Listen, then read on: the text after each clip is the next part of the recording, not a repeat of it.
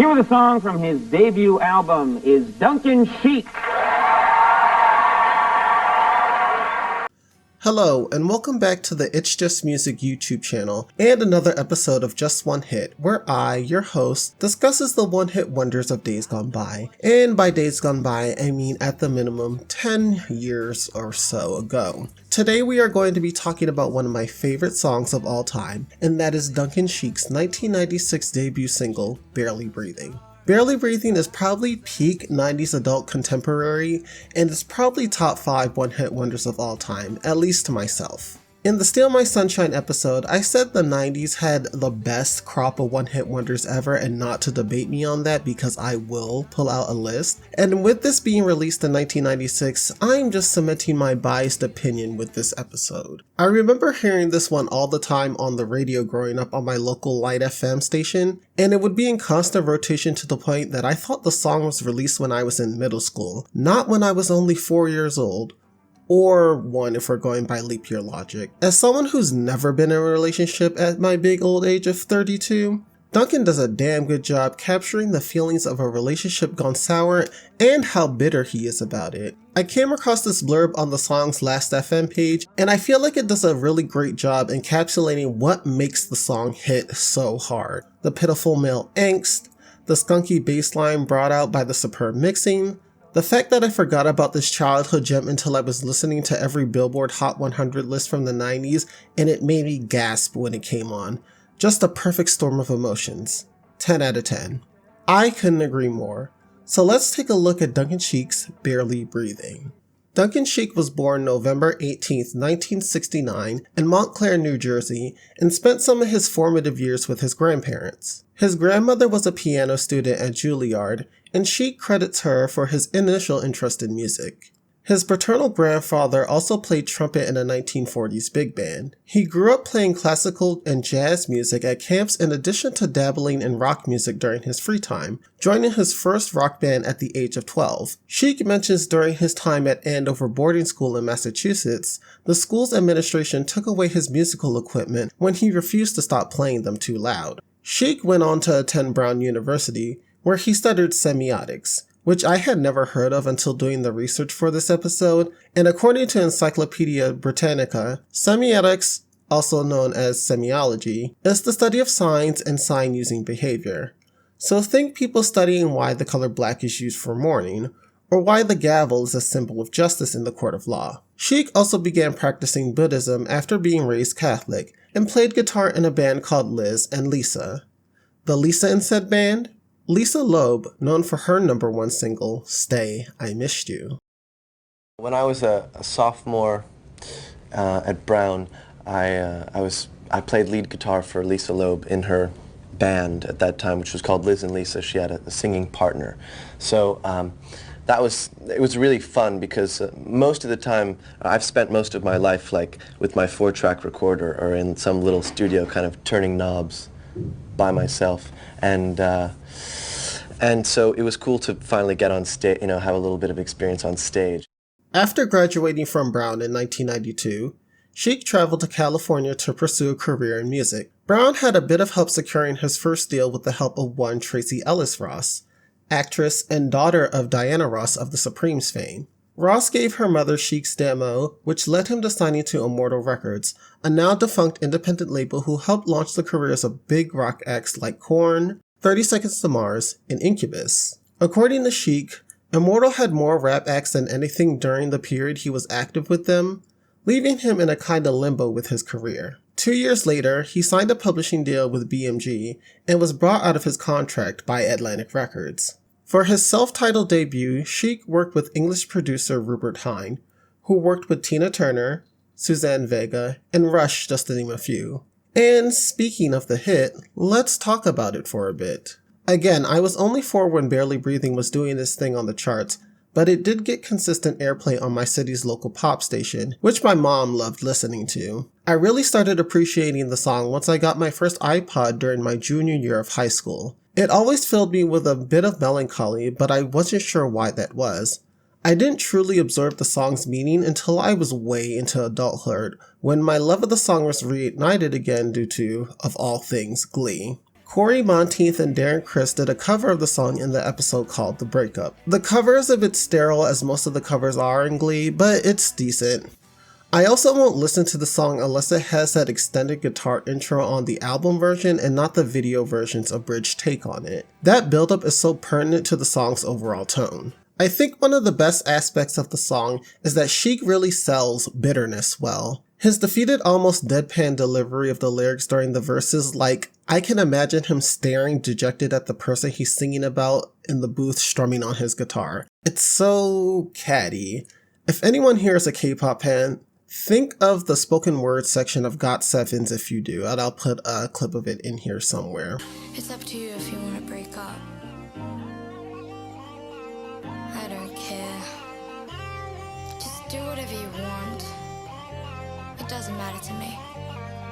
I'll just go to sleep. Apparently, Sheik's lyrical bluntness caused a bit of a stir, with him stating in a Billboard article that he was just writing about someone torturing him and that they, the other person in the relationship, didn't want the world to know that. Sheik said that he didn't intend the song to be a hit, that he only included the song to round out the track list of his album. In an interview with Daniel Van Alken, Sheik says that Barely Breathing was just a compromise with his label. Fine, I'll give you a pop song. Be happy and shut up. Label executives can often be the worst judges of what's good music and what's not, and what's going to be commercial and what's not.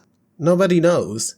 Even the artist doesn't know, and the label doesn't know. Nobody knows what's going to be the hit. It's this amalgam of forces that come together, and all of a sudden you have a song that everyone's listening to.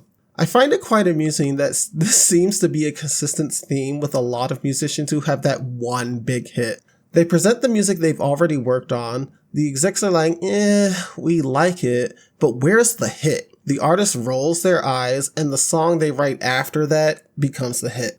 He also states in that article while under Atlantic, they didn't force him to put out any music that he didn't want to. So despite Barely Breathing being more or less a well-heard damn record, Sheik still liked it enough for him to release it. Barely Breathing wasn't a runaway hit upon its initial release. It took over half a year before it charted on Billboard, and while we do have examples of songs catching fire years later thanks to a movie or a TV placement or TikTok trends, I don't imagine a label nowadays being patient enough to nurture a single from a new artist for that long. It either hits immediately or we move on to the next single after 2 or so weeks. In that aforementioned Billboard article, Atlantic VP Ron Shapiro said that they really believed in the single, and because of the longevity of Jewel's debut single, Who Will Save Your Soul, that the label maintained faith that it would eventually become a hit. In the November 1996 issue of Billboard, Larry Flick said of Barely Breathing, "The hook is breezy and memorable, and the words are intelligent.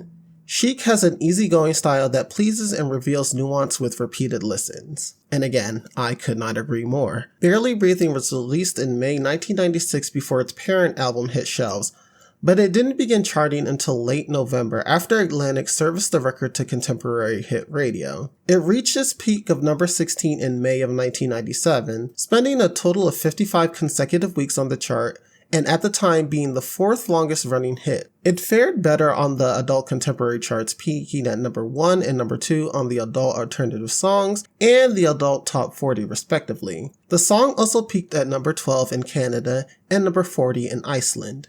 The song's success caused it to hit number 18 on the Hot 100 year-end chart for 1997. Barely Breathing was nominated for a Grammy Award for Best Male Pop Vocal Performance in 1998, but unfortunately lost to the behemoth that was Elton John's Candle in the Wind 1997. Sheik's follow-up singles from the album, She Runs Away and Reasons for Living, didn't match the success of Barely Breathing, failing to touch the Hot 100 altogether, but the former hit number 24 on the adult pop airplay and the latter number 3 on the dance charts. Duncan Sheik, the album, peaked at number 83 on the Billboard 200 and went gold, his highest peaking and best-selling album to date. In an interview with American songwriter, Sheik says that despite the success of Barely Breathing and by extension his debut album, that he wasn't really happy. "There was an aspect of me looking a gift horse in the mouth.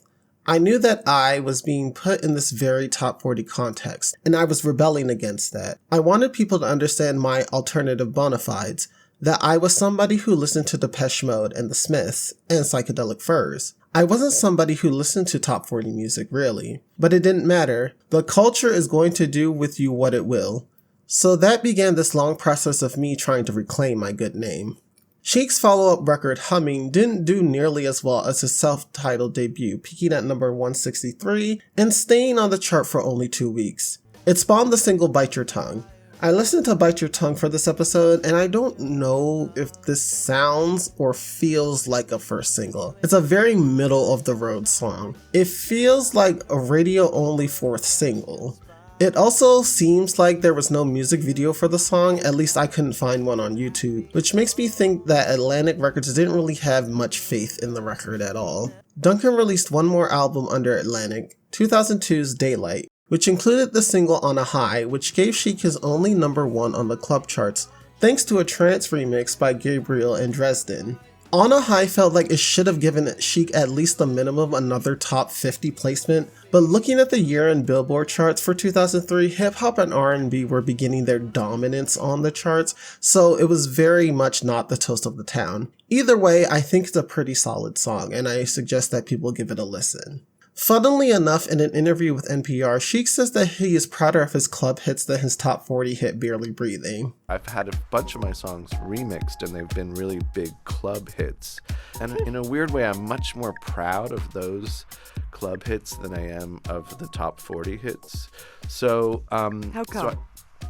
Because it's just cooler. Like, I don't, no, I just, it's much cooler to hear your song at 2 o'clock in the morning at Cielo than it is to hear it at Home Depot at 12:30 in the afternoon. Have you heard Barely Breathing in Home Depot? Yeah, I mean, so many times. During Sheik's commercial career, he also worked on other music-related endeavors. He composed the music for the films A Home at the End of the World and Through the Fire. However, Sheik's career really flourished as a composer for musicals. These included Spring Awakening, in which he received Tony and Grammy Awards, a musical adaptation of American Cycle and Because of Winn-Dixie, among others. In an interview with PS Audio, Sheik says he had a crisis of confidence after his last record with Atlantic, and that musical composition helped him with that. The last time I had any single on the radio was with my last Atlantic record.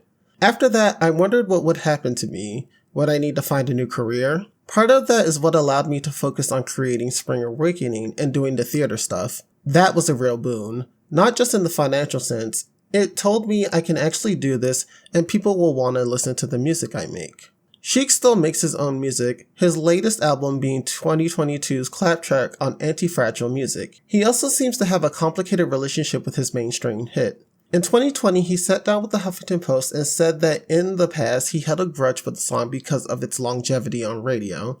And then other things I was hoping would make it onto the radio never got a chance to, so I was being cock-blocked by my old song at the time. But once Spring Awakening happened, and I had other successes to hang my hat on, I became much more open to performing it without any complicated energy around it.